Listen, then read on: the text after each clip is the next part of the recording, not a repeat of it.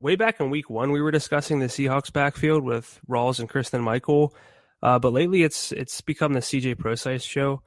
And then Rawls was cleared to return for week 11. So I wanted to dig deep into the numbers and see what the snap rates were looking like and which, if any, of the three we could roster this week. But like you said, Kristen Michael got waived, so that makes things easier to stomach.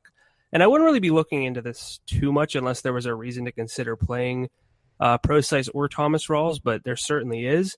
And that's price for me because CJ Prosise 4,900 on FanDuel and Thomas Rawls 5,100.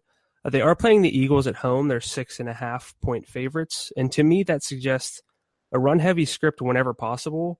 Of course, their offensive line is not too great. The Eagles are 18th against the run.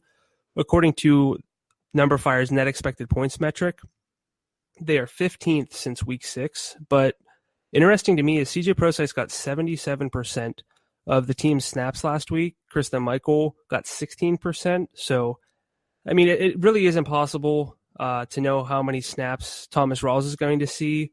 He got 27% of the team's snaps in week 1, 22% in week 2 in his two quote-unquote healthy games. And the game does have an over-under of 43 after opening at 46, but assuming something close to a 60-40 or 50-50 split, would you favor either of these guys? Do you have any interest in CJ Prosise?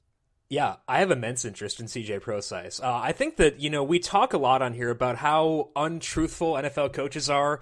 Looking at you, Doug Peterson and Bruce Arians, not to call people out, but a lot of times NFL coaches will muddy the waters with their coach speak. But Pete Carroll is one of the guys I actually trust. You look back to those first two games, he said going in that Thomas Rawls was going to be limited, and he was. He said that, he would potentially start, but he would be on a limited snap count. That's what happened. He hinted at additional CJ Prosise heading into the New Orleans game. He said the same thing heading into New England, and we saw exactly that. And this week, Pete Carroll has said that they're going to ease Thomas Rawls back, and I am inclined to believe him, and that leads me to CJ Prosise. And